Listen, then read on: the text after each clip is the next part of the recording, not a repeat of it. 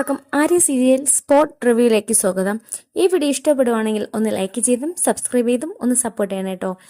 മഴ തോരും മുൻപേ പ്രമോയാണ് കേട്ടോ പറയാൻ പോകുന്നത്. നമ്മുടെ അലീനയെ ഇപ്പോൾ ബബിതയും കൃഷ്ണയും ഈ വെള്ളയിൽ വെച്ചാണ് കൊണ്ട് നടക്കുന്നത്.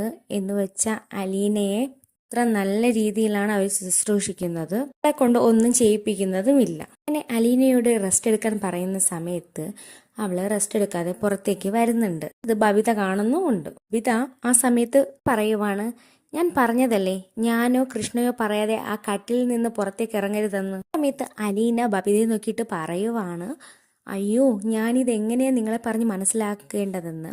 ആ സമയത്ത് ബബിത പറയുവാണ്, ഞങ്ങളെ പറഞ്ഞ് മനസ്സിലാക്കാനേ ഒത്തിരി പാടാ. അലീനയെ നോക്കിയിട്ട് ബബിത മോള് കണ്ണ് കാണിക്കുന്നുണ്ട് അകത്തേക്ക് പോയി കട്ടിലിൽ കിടക്കാൻ വേണ്ടി.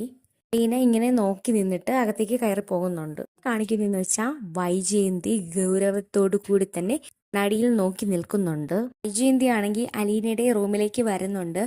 വരുന്നതിന് ശേഷം അലീന ചോദിക്കുവാണ്, ഞാൻ ഒരു തെറ്റും ചെയ്യുന്നില്ലല്ലോ എന്ന്. അലീന പറയുവാണ് വൈജയന്തിയോട്, ഞാനൊരു ഉപദ്രവവും ചെയ്യുന്നില്ലല്ലോ എന്ന്. ആ സമയത്ത് വൈജയന്തി പറയുവാണ്, നിന്നെ പോലെ വേറെ ആരും എൻ്റെ അടുത്ത് ഇത്രയും അധികം ദ്രോഹങ്ങൾ ചെയ്തിട്ടില്ല എന്ന്. അലീന പറയുവാണ്, എന്നെ മറന്നേക്കണോന്ന്. അപ്പോൾ വൈജയന്തി ആണെങ്കിൽ ദേഷ്യത്തോടു കൂടി അങ്ങനെ നിൽക്കുവാണ്. എന്നിട്ട് വീണ്ടും അലീന പറയുവാണ് വൈജയന്തിയോട്, പിന്നീട് എന്തൊക്കെ സംഭവിച്ചാലും എന്നെ തിരിച്ച് വിളിച്ചേക്കരുതെന്ന്.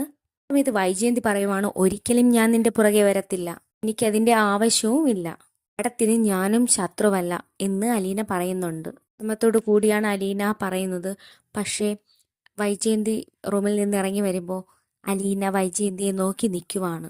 ഇത്രയൊക്കെ കാണിച്ചുകൊണ്ടാണ് ഇന്നത്തെ പ്രൊമോ വിശേഷം അവസാനിക്കുന്നത്. ഈ വീഡിയോ ഇഷ്ടപ്പെടുവാണെങ്കിൽ ഒന്ന് ലൈക്ക് ചെയ്തും സബ്സ്ക്രൈബ് ചെയ്തും ഒന്ന് സപ്പോർട്ട് ചെയ്യണം കേട്ടോ.